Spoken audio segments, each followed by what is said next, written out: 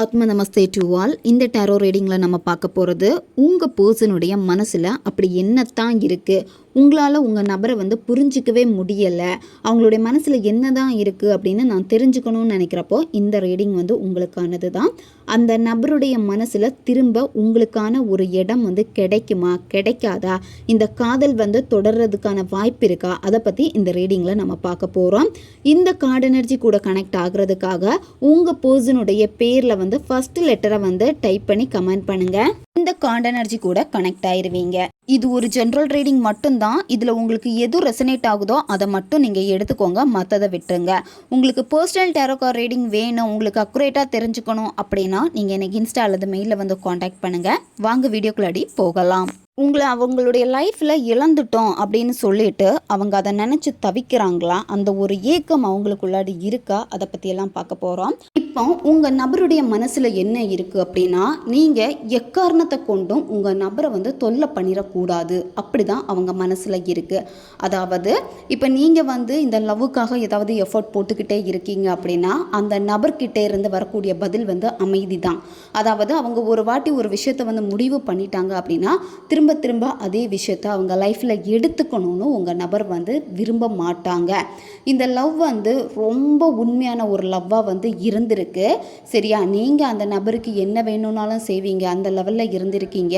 அது மட்டும் இல்லாமல் உங்களுடைய நபரும் உங்களுக்காக என்ன வேணும்னாலும் செய்வேன், என்ன ரிஸ்க் வேணும்னாலும் எடுப்பேன், அந்த மாதிரி தான் இருந்திருக்கு. ரெண்டு பேருக்கு இடையிலையுமே பார்த்தீங்கன்னா அந்த லவ் கனெக்ஷன் ரொம்ப உண்மையான ஒரு கனெக்ஷனை தான் இங்கே காட்டுது.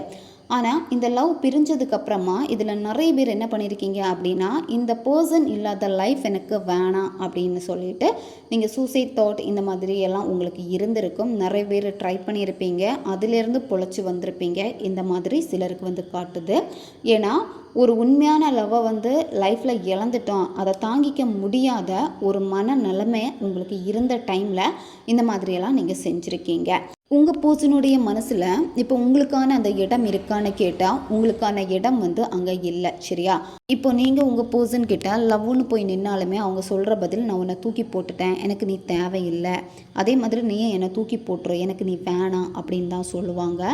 இந்த மாதிரி தான் உங்கள் பர்சனுடைய மனசு இருக்குது. அவங்களுடைய மனசில் பார்த்தீங்கன்னா உங்களுக்கான அந்த கொஞ்சம் இடமும் இருக்கான்னு கேட்டால் இல்லை, டோட்டலாக அந்த இடம் பார்த்திங்கன்னா க்ளோஸ் ஆகிடுச்சு. உங்களுடைய பர்சன் எப்படிப்பட்ட கேரக்டர்னா, ஒரு விஷயம் அவங்களுக்கு பிடிச்சிருக்கு அப்படின்னா அந்த விஷயத்தை செய்யக்கூடிய நபர், அதில் இருக்கக்கூடிய நெகட்டிவ் நன்மை இது எதுவுமே பார்க்கக்கூடிய நபர் கிடையாது. உங்களுக்காக என்ன வேணும்னாலும் செய்வேன், யாரை வேணும்னாலும் எதிர்ப்பேன், அப்படி இருந்த ஒரு நபர். சரியா, ஆனால் இப்போ எப்படி இருக்காங்க அப்படின்னா ஒவ்வொரு விஷயத்தையுமே பார்த்திங்கன்னா யோசிக்கிறாங்க, இது செய்யலாமா இது செய்யக்கூடாதா, இந்த மாதிரியான ஒரு பக்குவம் ஒரு மெச்சூரிட்டி உங்கள் நபருக்கு இப்போ வந்திருக்கு. முதல்ல எல்லாம் கிடையாது, என்ன எடுத்தாலும் பார்த்துக்கலாம் அப்படின்னு இறங்குற ஒரு நபர் இப்போ அப்படி கிடையவே கிடையாது. இப்போ உங்களுடைய பர்சனுடைய மனசில் நீங்கள் எப்படியாவது இடத்த பிடிக்கணும் தான் நீங்கள் நினைக்கிறீங்க. ஆனால் அவங்களுடைய மனசில் பார்த்தீங்கன்னா உங்களுக்கு கொடுத்த இடம் இப்போ அங்கே இல்லை. சரியா, திருப்பி நீங்கள் போராடிக்கிட்டே இருந்தீங்க அப்படின்னா, அதாவது அந்த பர்சனை அட்ராக்ட் பண்ணுறதுக்கு நீங்கள் போராடிக்கிட்டே இருந்தீங்க அப்படின்னா நிச்சயமாக கண்டிப்பாக அவங்க மனசில் ஒரு சின்ன எண்ணமாச்சும் உங்களை பற்றி எழும்பும். சரியா, ஆனால் நீங்கள் அவங்கள தொல்லை பண்ணக்கூடாது. நீங்கள் அமைதியாக இருந்துட்டு உங்களுடைய வேலையில் ஃபோக்கஸ் பண்ணுங்கள். உங்களுடைய லவ் உண்மையான ஒரு லவ்வாக அங்கே இருக்கிற பட்சத்தில் நிச்சயமாக உங்களுடைய லவ் உங்கள் பர்சனுக்கு புரியும். அந்த இடத்துல உங்களை ஹை லெவலில் கொண்டு வைப்பாங்க. அதுக்கான சூழ்நிலைகளும் உங்களுக்கு உருவாகும். இதில் உங்கள் நபருக்கு பார்த்தீங்கன்னா ஒரு சிலருக்கு இந்த பர்சனுக்கு மேரேஜ் ஆகிடுச்சு.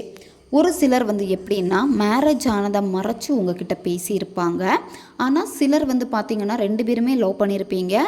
கால சூழ்நிலைகள் எதுவுமே தடுக்க முடியாத ஒரு சுச்சுவேஷனில் உங்கள் பர்சனுக்கு மேரேஜ் ஆகிருக்கும். அவங்களுக்கு பார்த்திங்கன்னா இப்போ பேபியும் இருக்குது. சரியா, சிலருக்கு பார்த்திங்கன்னா ஒரு பேபி இருக்கும், இப்போ செகண்டாக கன்சீவ் ஆகி இருப்பாங்க. இந்த மாதிரி ஒரு சிலருக்கு எப்படி இருக்குன்னா இப்போ கன்சீவாக இருக்காங்க. இந்த மாதிரி தான் இங்கே கார்டில் காட்டுது. ஏன்னா அவங்க அந்த வாழ்க்கையில் அமைதியான ஒரு வாழ்க்கையை வாழணும்னு இப்போ விரும்புகிறாங்க. சரியா, இப்போ நீங்கள் அந்த இடத்துல போய் நின்னீங்க அப்படின்னா உங்களுடைய லைஃப் டோட்டலாக நில குலைஞ்சு போயிடும் அப்படின்னும் பயப்படுறாங்க. அதனால தான் டோட்டலாக உங்களை வெறுத்துக்கிட்டே இருக்காங்க. அது மட்டும் இல்லாமல் நீங்கள் உங்கள் நபர் கூட எப்படிப்பட்ட ஒரு வாழ்க்கையை வாழணும்னு ஆசைப்பட்டீங்களோ அந்த வாழ்க்கையை வந்து இன்னொரு நபர் கூட உங்கள் பர்சன் வந்து வாழ்ந்துக்கிட்டு இருக்காங்க.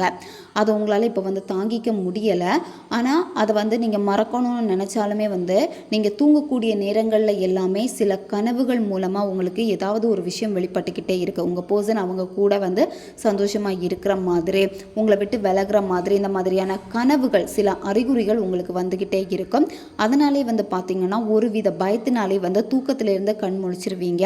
சரியான தூக்கமும் உங்களுக்கு இருக்காது. ஏன்னா நீங்கள் அவ்வளோ ஆசைப்பட்ட ஒரு லவ் இப்போ வந்து வேற ஒரு பர்சன் கூட அந்த லைஃப்பை பார்க்குறதுக்கே உங்களுக்கு அவ்வளோ கஷ்டமாக இருக்குது. நீங்கள் லவ்வர்ஸாக இருக்கீங்க, அந்த பர்சனுக்கு மேரேஜ் எதுவும் ஆகலை அப்படின்னா இங்கே தேர்ட் பார்ட்டி கனெக்ஷன் இருக்குது. சரியா, உங்கள் நபருக்கு வந்து வேறு பர்சன் கூட வந்து கனெக்ஷன் இருக்குது. அந்த தேர்ட் பர்சனை யாருக்காகவும் விட்டு கொடுக்க மாட்டாங்க. உங்களுக்காகவும் அந்த தேர்ட் பர்சனை விட்டுட்டு அவங்க வந்து வரமாட்டாங்க.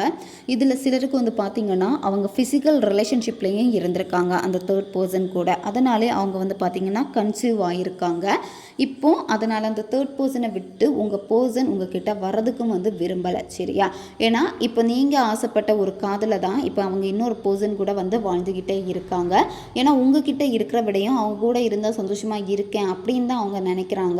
ஆனால் அவங்களுக்கு புரிய மாட்டேங்குது. உங்களை வந்து காதலிச்சிருக்காங்க, நீங்கள் அவங்கள உண்மையாக காதலிச்சிருக்கீங்க, உங்கள் அன்பு வந்து அங்கே புரியலை. சரியா, ஏன்னா உங்களுடைய பர்சனுடைய மனசு வந்து பார்த்திங்கன்னா உங்களுக்கான கொடுத்த ஒரு இடத்த இப்போ இன்னொரு நபருக்கு வந்து கொடுத்துருக்கிறதுனாலயே உங்களால் இப்போ எதுவுமே செய்ய முடியாத ஒரு தனி மரமாக இப்போ நீங்கள் இருக்கீங்க. அதனாலே இந்த லவ்வில் வந்து இப்போ உங்களுக்கு கிடைக்கக்கூடியது எல்லாமே வந்து பார்த்திங்கன்னா ஒரு அமைதி தான் கிடைக்கிது. அதாவது இப்போ எதுவுமே போராட முடியலை, இவங்களுக்காக நான் எல்லாமே செஞ்சேன், ஆனால் இவங்க என் லைஃப்பை வந்து இப்படி பண்ணிட்டாங்களே அப்படிங்கிற ஒரு உங்களால் வந்து மறக்க முடியாத ஒரு வலிகளும் உங்களுக்குள்ளாடி இப்போ இருக்குது. இதில் நிறைய பேருக்கு எப்படி இருக்குன்னா பேரண்ட்ஸ் வரைக்குமே போயிருக்கும், மேரேஜ் வரைக்குமே பேச்சுக்கள் போயிருக்கும். சரியா, இந்த மாதிரி இருந்து இப்போ லாஸ்ட்டு கட்டத்தில் எதுவுமே இல்லாதப்போ உங்களுக்கு ஒரு குற்ற உணர்வும் இருக்குது. நான் வந்து என்னோட இந்த கவலை போயிருந்து அப்படின்னா நான் இவ்வளோ அளவுக்கு வந்து ஃபீல் பண்ணியிருக்க மாட்டேன், அந்த கவலை என்னோட போயிருக்கும். இப்போ என் பேரண்ட்ஸ் வரைக்கும் கொண்டு போயிட்டு இவ்வளோ அசிங்கம் எனக்கு தேவையா அப்படின்னு உங்களுக்கு மனசில் இருக்குது. இருந்தாலுமே இந்த நபர் தான் உங்களுக்கு பர்ஃபெக்டான ஒரு நபர் அப்படின்னு இப்போது நீங்கள் நினச்சிக்கிட்டே தான் இருக்கீங்க. ஆனால் இப்போ நீங்கள் எப்படி இருக்கீங்க அப்படின்னா கற்பனையில் வாழ ஆரம்பிச்சிருக்கீங்க. என்ன ஒரு வாழ்க்கையை ரியாலிட்டியில் வாழணும்னு நினச்சிங்களோ அந்த ஒரு வாழ்க்கையை வந்து உங்கள் நபர் கூட கற்பனையில் தான் வாழ்ந்துக்கிட்டே நீங்கள் இருக்கீங்க. ஆனால் இந்த லவ் வந்து உங்கள் நபருக்கு புரியுமான்னு கேட்டால் நிச்சயமாக புரியும். சரியா, கால சூழ்நிலைகள் எல்லாமே வந்து பார்த்திங்கன்னா உங்கள் பர்சனுக்கு உங்களுடைய லவ்வை வந்து கண்டிப்பாக அது வந்து உணர்த்தும். சரியா, உங்களுடைய லவ் வந்து அந்த அளவுக்கு வேல்யூவான ஒரு லவ்வாக இருந்திருக்கு அப்படின்னு நிச்சயமாக அவங்க புரிஞ்சுப்பாங்க.